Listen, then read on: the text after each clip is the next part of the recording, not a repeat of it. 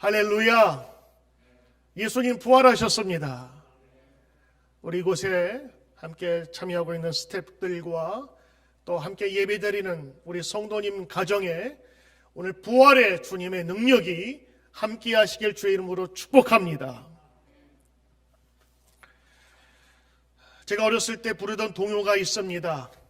여러분 혹시 기억하실지 모르겠습니다만 산하고 나무하고 죄송합니다. 산하고 바다하고 누가 덧부른가 산하고 바다하고 누가 덧부른가 봄이 올 때마다 식목일이 되면 부르던 동요였습니다.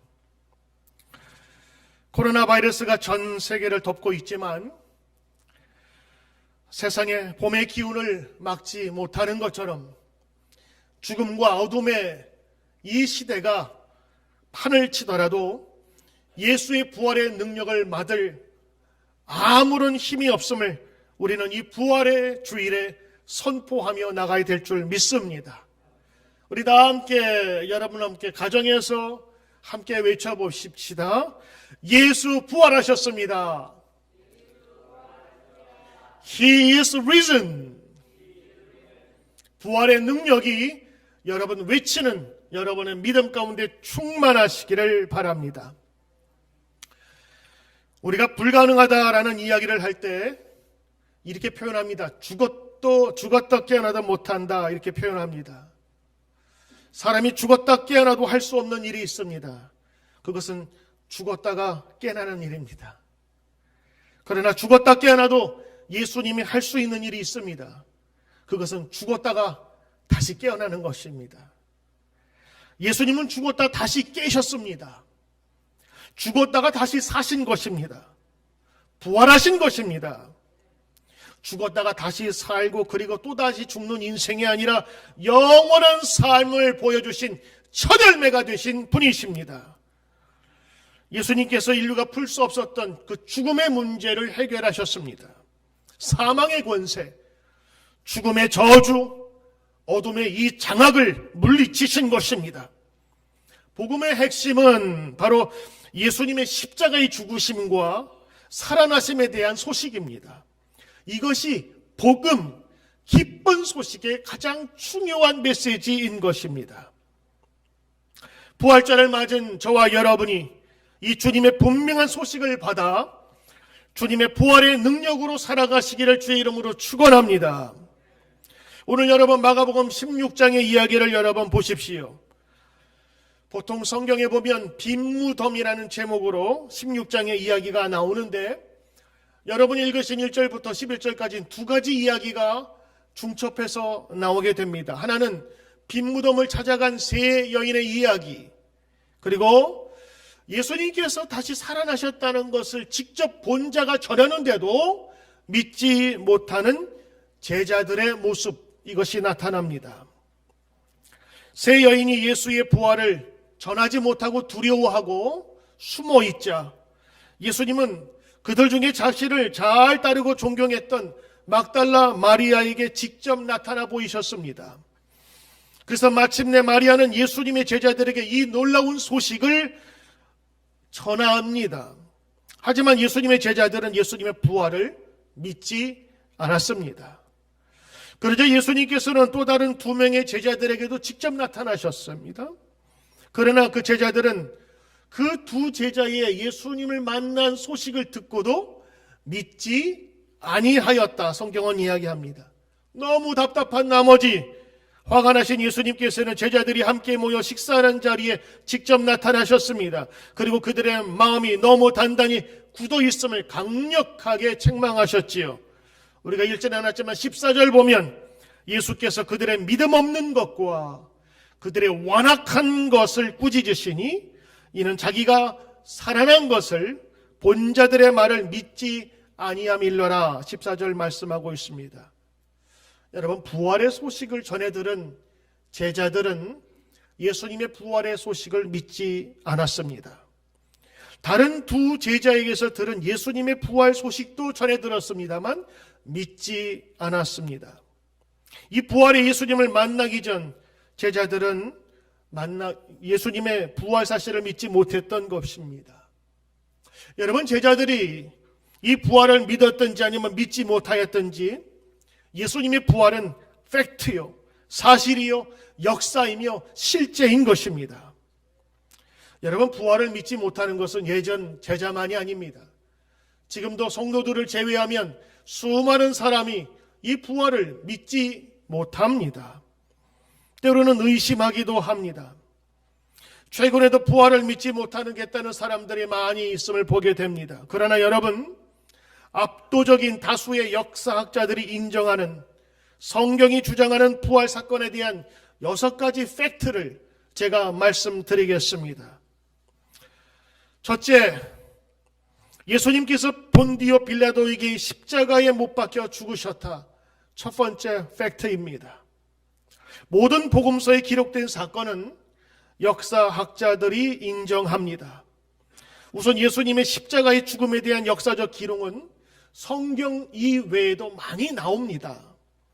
예를 들어 기독교인들을 싫어했던 로마 역사가 타키투스는 이렇게 기록을 남겼습니다.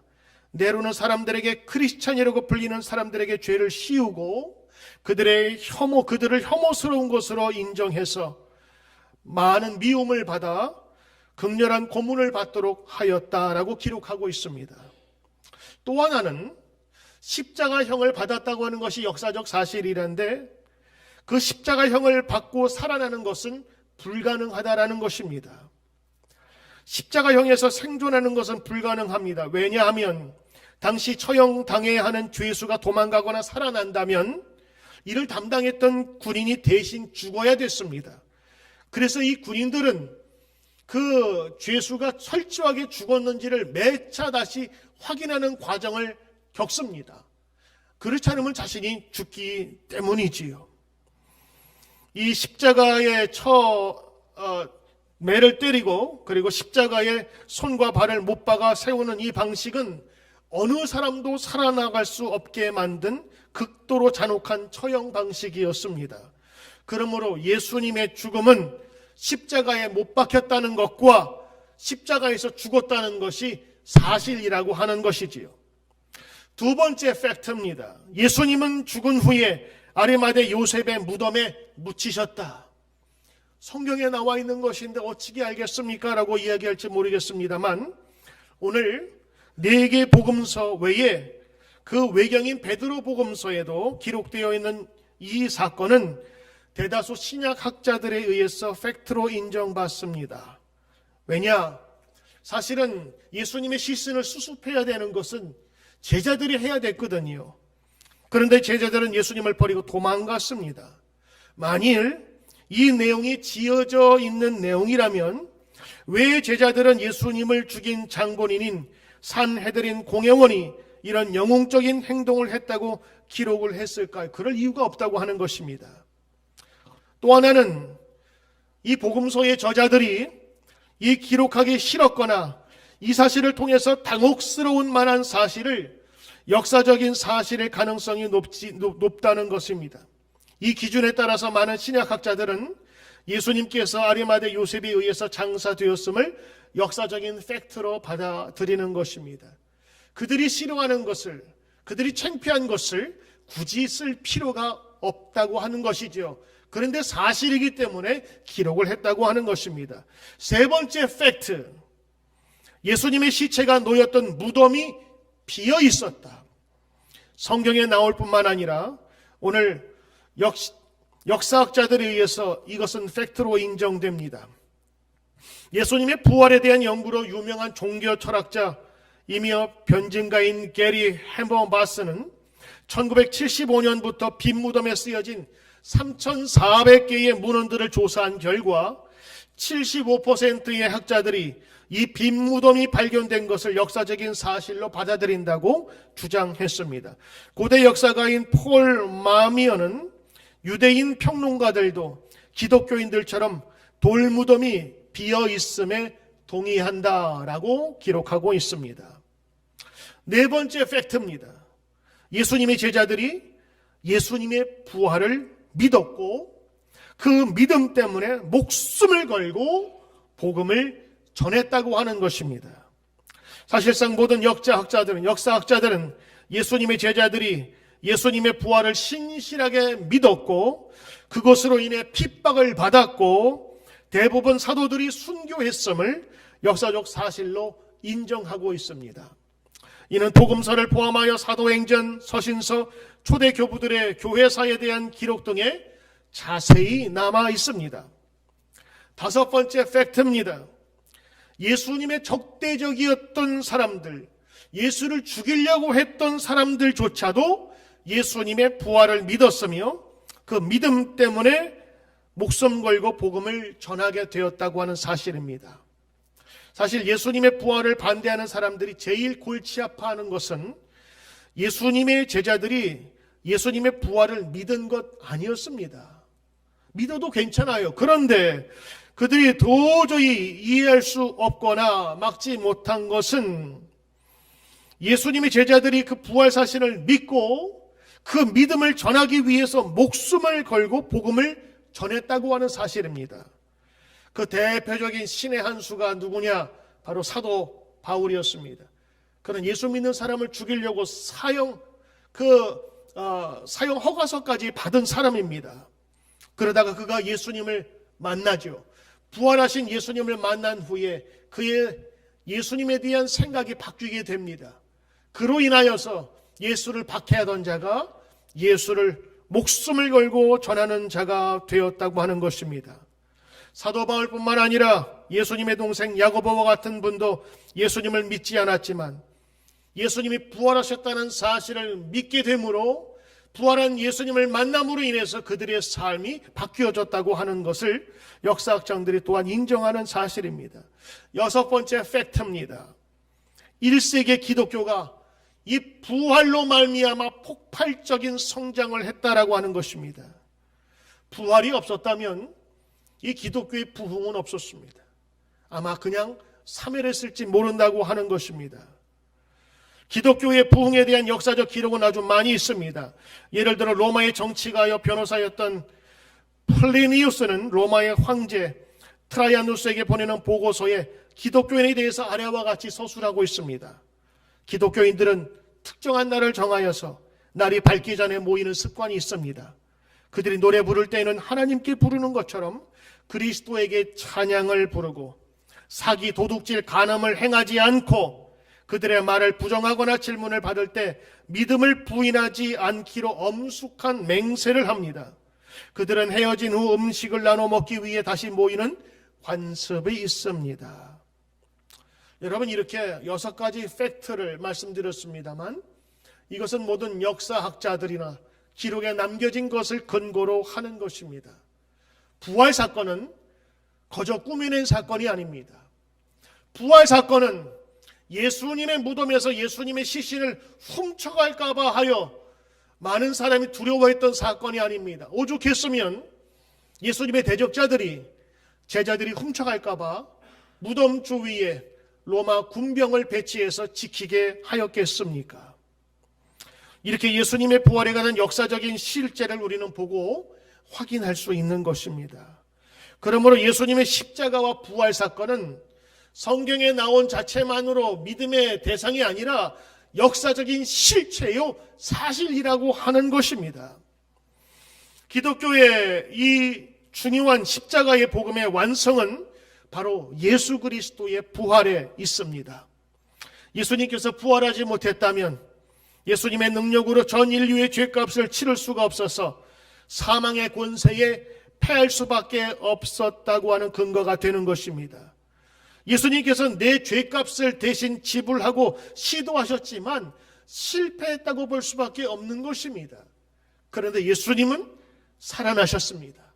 다시 살아나셨습니다. 오늘 사도 바울은 그래서 고린도전서에서 이렇게 기록을 합니다.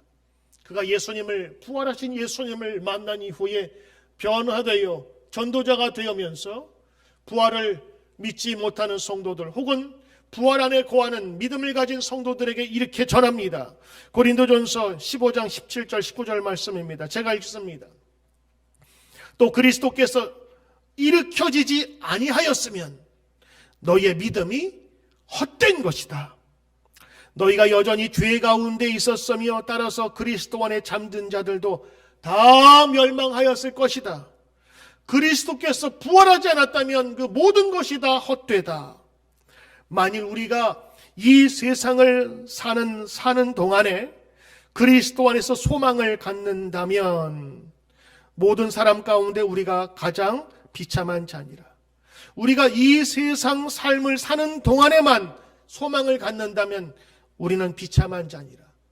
우리는 비참하지 않다. 왜냐? 살아있을 때만이 아니라 죽어서도 부활의 능력으로 살기 때문이다.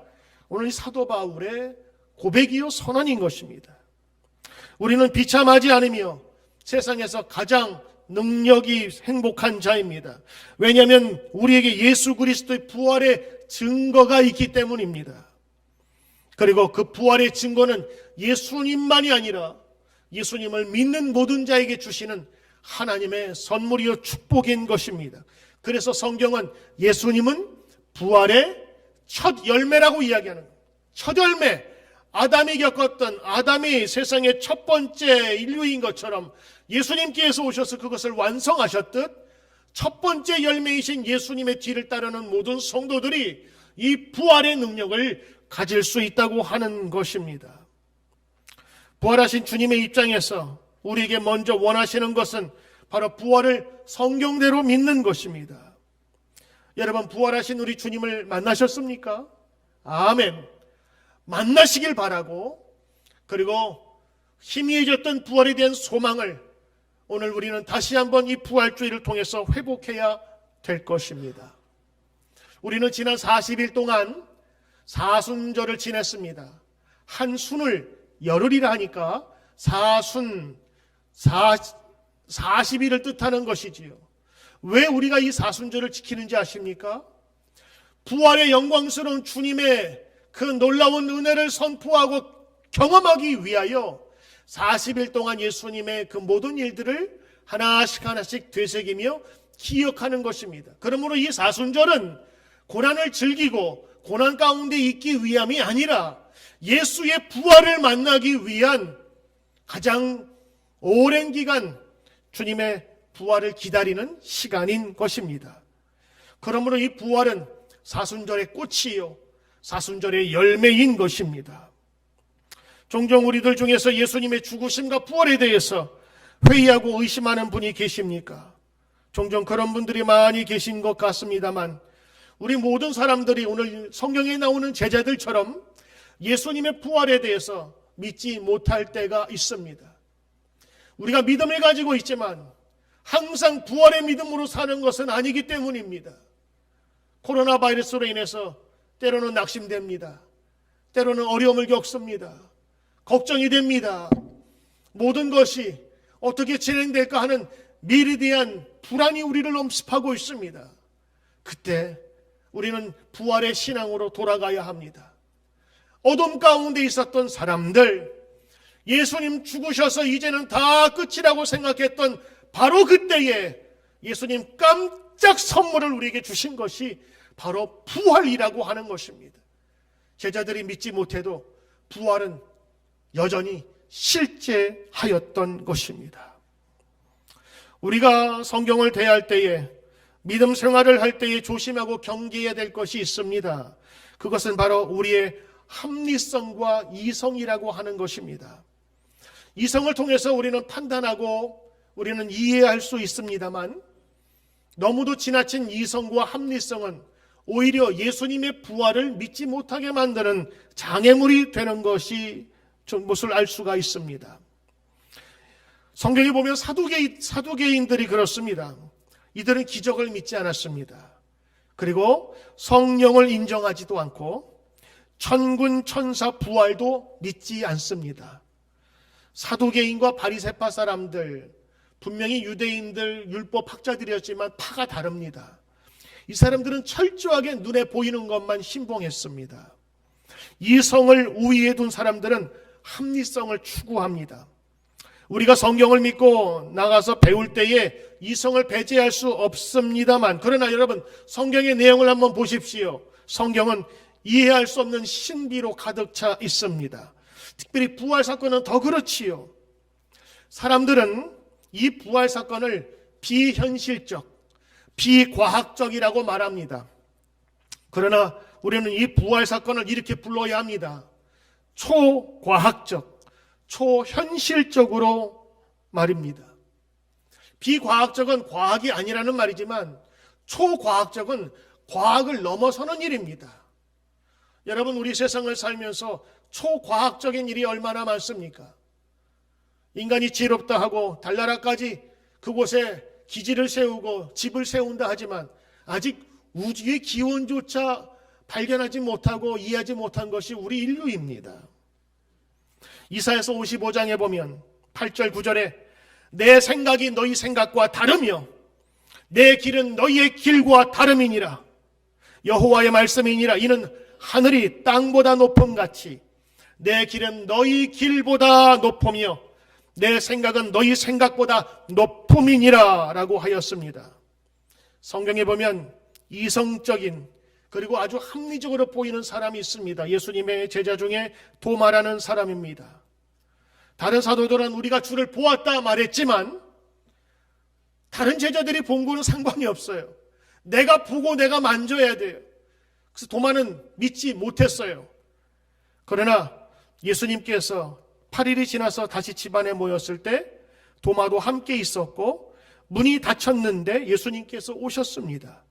그리고 평강이 있을지어다 인사하시고 도마에게 직접 확인해 주십니다. 너의 손가락을 내 손에 넣어보고 너의 손을 내 옆구리에 넣어보라. 그리고 말씀하시지요. 믿음 없는 자가 되지 말고 믿는 자가 되어라. 주님 말씀하십니다. 너희는 나를 본고로 믿느냐? 보지 못하고 믿는 자들은 복되도다 말씀하신 것입니다. 여러분, 저와 여러분은 누구도 예수님의 직접 부활을 눈으로 본 적이 없습니다. 그러나 우리는 성경대로 예수님의 부활을 믿습니다.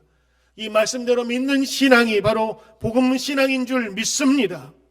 죽음의 세력을 무력화시키고 죽음을 정복한 부활의 믿음이 분명한 제자가 되기를 주의 이름으로 축원합니다.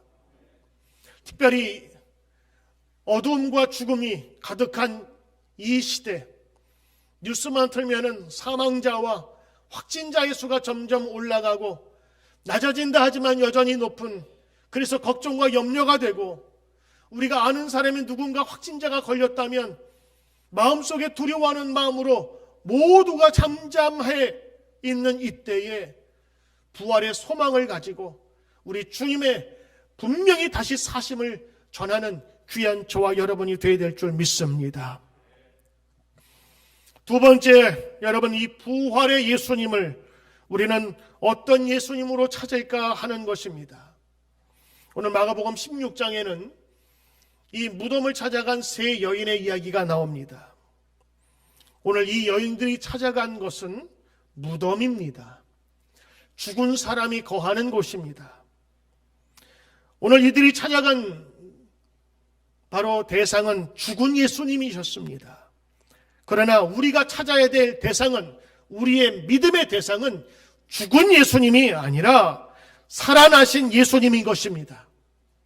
다시 사신 예수님, 그분이 우리의 믿음의 대상인 것입니다. 예수님이 마지막 섬겼던 이 세 명의 여인들이 16장에 등장하지요. 그들은 예수님께서 십자가에서 참혹하게 죽은 지 3일째 되던 이른 아침에 예수님의 무덤을 찾아갑니다. 그들이 예수님의 무덤을 찾은 이유가 있었습니다. 그것은 예수님의 참혹하게 찢겨진 시체를 말끔하게 손질하기 위함이었습니다. 성경에는 그들이 향을 준비했다고 했죠. 썩지 않게 만드는 향료입니다. 그들은 무덤을 가면서 걱정하고 있었습니다. 예수님의 시체를 수습을 해야 될 터인데 그 큰 돌을 누가 치워줄까? 걱정하며 무덤에 간 그들이 본 것은 비어있는 무덤이었습니다. 그 큰 돌이 열려져 있는 빈 무덤이었습니다. 빈 무덤에 들어가니 흰옷을 입은 한 청년이 말합니다. 너희가 십자가에 못 박힌 나사렛 예수를 찾는구나. 그가 살아나셨고 여기 계시지 아니하니라. 보라, 그를 두었던 곳에 아무것도 없도다.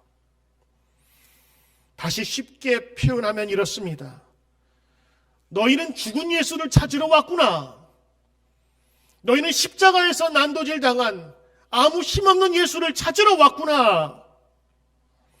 너희들이 썩지 않도록 향품을 발라야 하는 예수를 찾아왔구나. 너희들이 죽음을 준비하러 왔구나. 너희가 십자가에서 죽은, 십자가에서 마지막을 다한, 인생을 다한 죽은 예수를 찾는구나. 십자가에서 허무하게 죽은 예수. 그러나 그 예수는 여기 없다. 죽은 예수는 없고 그가 살아나셔서 이곳에 없다라고 하는 것입니다. 빈 무덤이 주는 것은 empty, 비어있는 것이 아니라 살아나신 또 안의 증거라고 하는 것입니다. 그래서 이 흰옷 입은 천사로 보이는 청년이, 천사로 보이는 이 청년이 그 죽음을 찾아온 예수님을 찾아온 그 세 여인들에게 살아있는 예수님을 소개합니다. 이 세 여인은 예수님의 무덤에서 예수님께서 살아나셨다는 놀라운 소식을 알게 되었습니다. 그들이 찾으려고 했던 죽은 예수님은 온데간데 없어져 버린 것입니다. 오직 사망 권세, 죽음의 권세를 이기고 살아나신 예수님의 빈 무덤만 덩그러니 남아있는 것을 그들은 보게 되었던 거죠.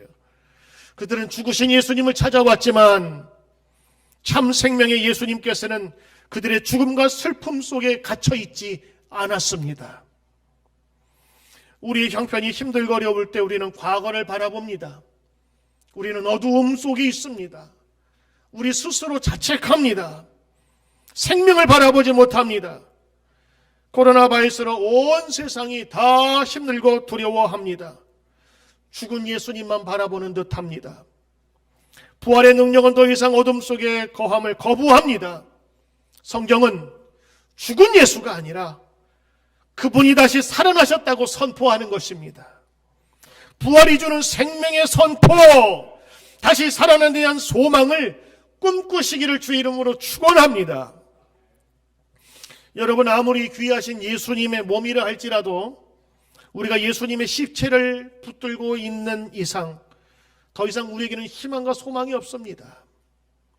우리는 과거에 죽은 예수님을 찾는 사람이 아니라 지금 이 시간에도 살아계셔서 역사하시는 예수님을 믿고 붙드는 사람들입니다. 그러므로 우리가 이 시간 붙들어야 할 것은 과거의 화려한 왕년이 아닙니다. 우리가 살아있는 현재, 그리고 앞으로 살아가야 할 미래인 것입니다. 부활사건, 특별히 마가복음에서의 빈 무덤이 보여주는 부활의 강력한 메시지인 것입니다. 너희가 죽음을 찾아왔느냐? 아니, 죽음 가운데 거하느냐? 죽음의 어두움 속에서 너희들 죽음을 준비하고 있느냐? 그럴 필요 없다. 예수님은 살아나셨다. 다시 살아나셨다. 여기 계시지 않으며 너희보다 먼저 갈릴리로 가서 약속한 것에 너희를 다시 만나리라. 살아계신 성도 여러분, 죽은 예수가 아니라 살아계신 예수님을 찾는 귀한 이 부활절 되시길 바랍니다. 이제 여러분 함께 예배드리는 가족들과 함께 이렇게 인사해 보세요.